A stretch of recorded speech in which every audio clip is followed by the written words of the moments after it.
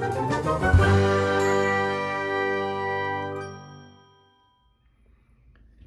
everyone, this is Chris, your friendly neighborhood Minnesota comic geek, here with the part 2 comic book haul video from last weekend's Minnesota Comic Exchange Valley Creek Mall comic show. Before I get started, I would ask that if you enjoy this type of comic book related content, please give the video a thumbs up, hit the notification bell, and subscribe to the channel so that you don't miss any future videos. And if you enjoy talking comics, then comment below. Alright, let's get into it. The comics I'm going to show in this video are the kind of bulk haul comics that I got last weekend at the Valley Creek Mall comic show put on by the Minnesota Comic Exchange, the second show of the year there. Because the vast majority of the comics I'm going to show, they were majority $1 or less, or actually $2 or less, with a few exceptions which we'll get to later. I'm going to run through these pretty quickly just to try and keep this video fairly short. As I stated in the part 1 video, if you haven't watched that, go watch it after this one or watch it before, but I went to the show with about a $100 budget in mind. I ended up spending about $180 because I bought some.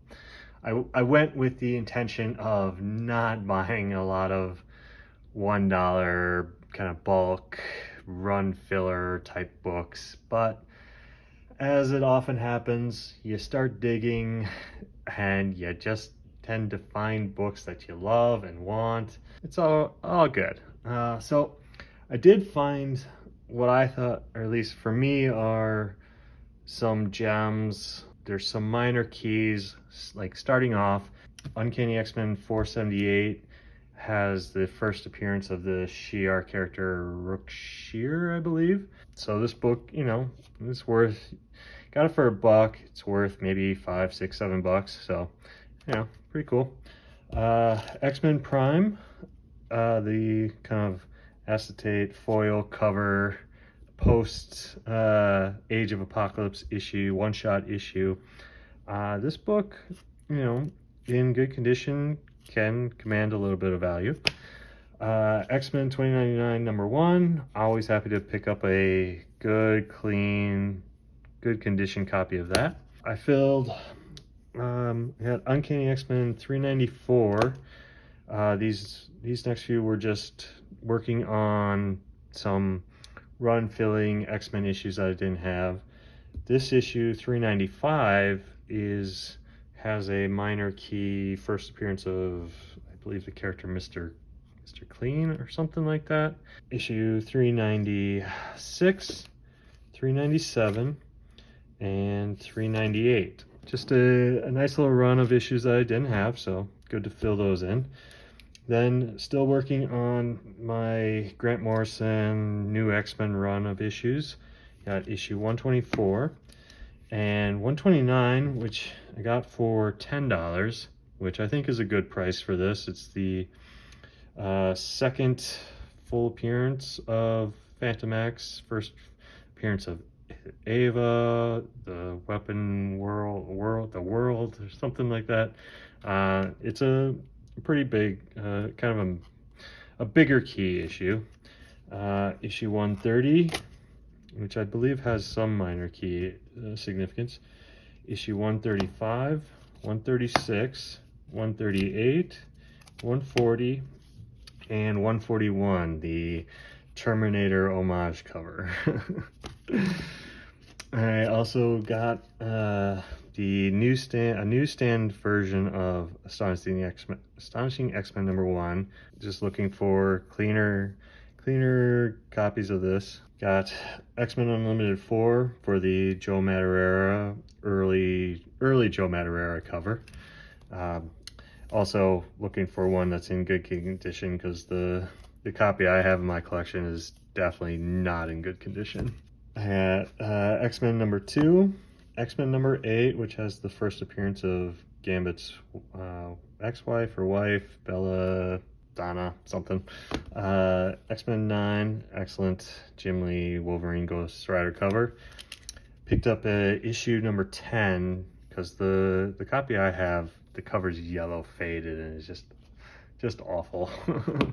I also picked up X-Men number 36, the first appearance of Sync. X-Force issues 16, 17, and 18.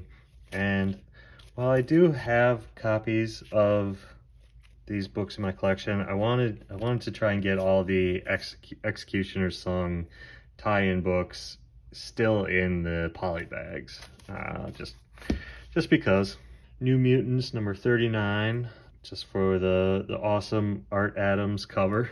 Issue number 58 was a run filler issue that I needed. And X Factor 67, another issue I needed for my X Factor run.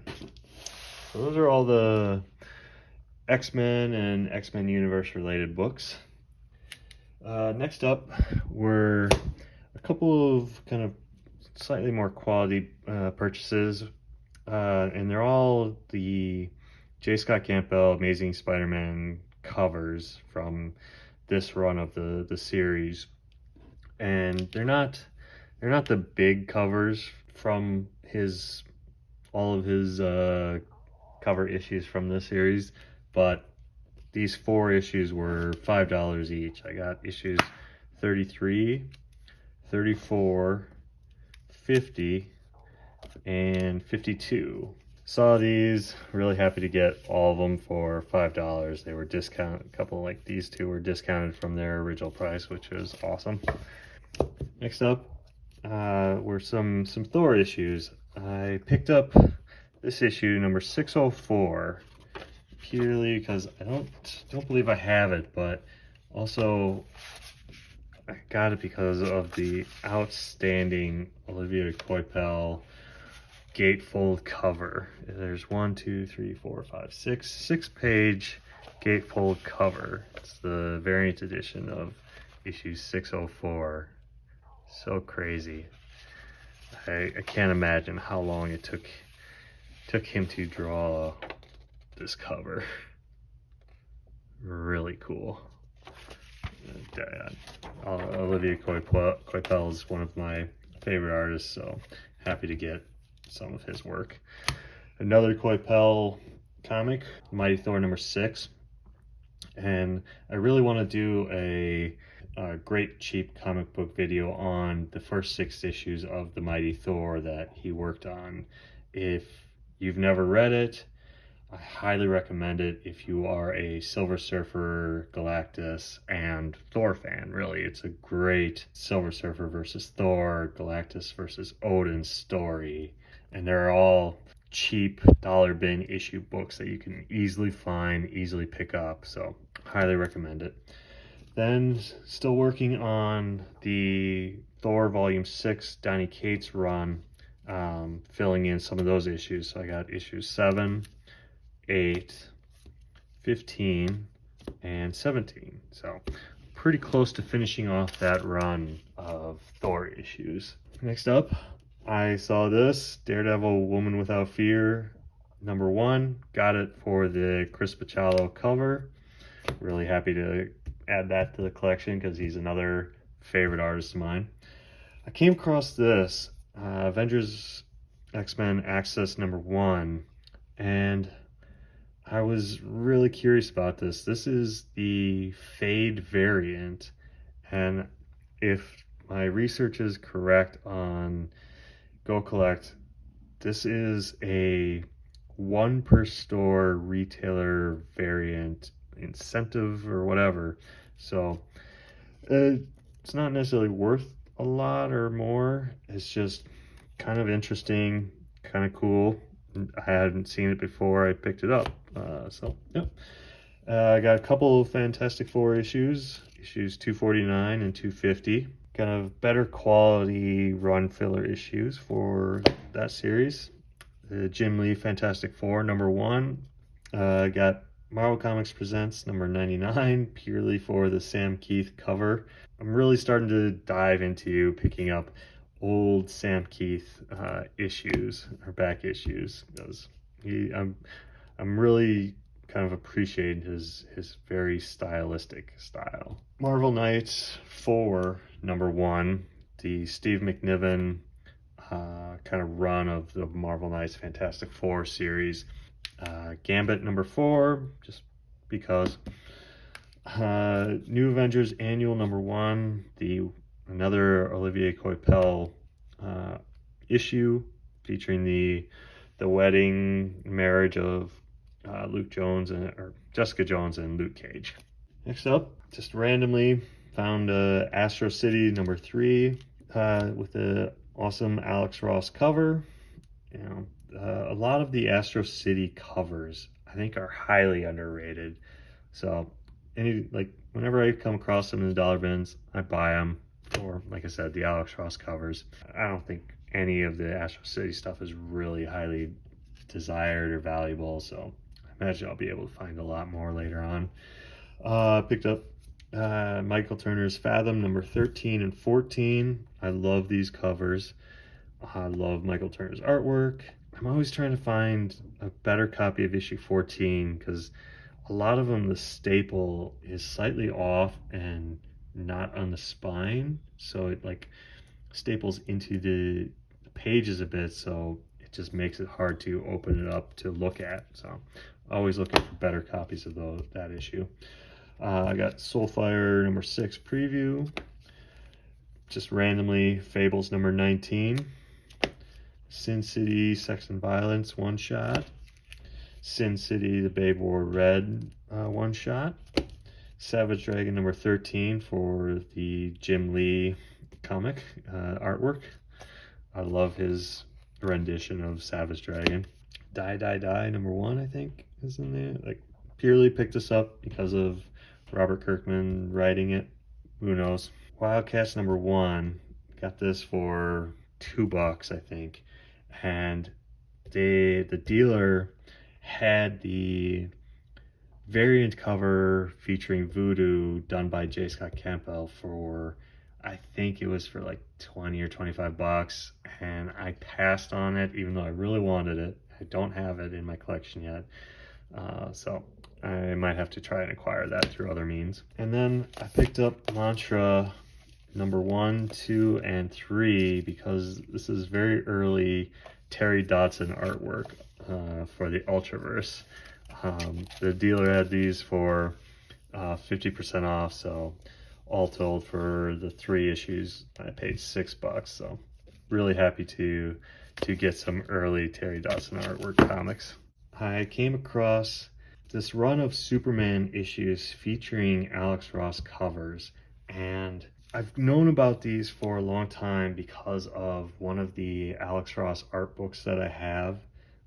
So I got issues 675, 676, 677, 678, 679, and 680, featuring an awesome Crypto the dog comic cover.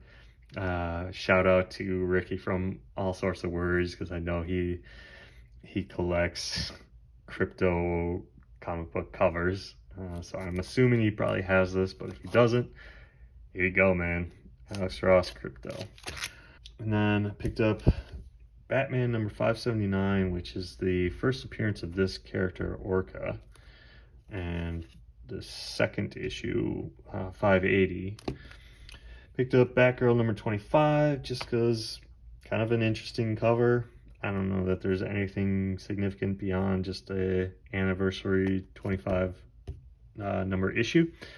Picked up a copy of Batman Superman number 26. This is the commemorative issue for Jeff Loeb's son who had passed away from, I believe, cancer, Sam Loeb, and it features artwork from all these artists. I think this book should be a little bit more highly valuable or desired just for the significance in memory of Jeff Loeb's son. So happy to get a copy of that. Got Identity Crisis number 1, Infinite Crisis number 1. picked up this. I saw this JLA Witchblade crossover book just because, just such a weird premise. Obviously, with the Witchblade on Wonder Woman on the cover. I have no idea what's going on. $1 pickup. What the heck? Check it out. And then lastly, Batman number 92, the second full appearance of Punchline and first cover appearance of her. This is the Dynamic Forces or Dynamite variant cover. It's not the foil edition. The foil edition, I think, is worth much more. It's like, I think it's probably around like a $50 to $60 comic. But that does it for kind of the bulk haul from this last weekend's Minnesota Comic Exchange Valley Creek Mall show. Like I said, I got the bulk of these comic book issues in this video for $2 or less per issue. So really happy to add all of these to the collection. So yeah, what do you think of my pickups? Did I miss any kind of under the radar valuable issues in what I showed? Like, should I take a second look? You know, whatever. So yeah, with that, I will end this video. Thanks for watching. And again, if you enjoyed this type of comic book related content, please give the video a thumbs up, hit the notification bell, and subscribe to the channel. Till next time, comment below and let's talk comics. Bye.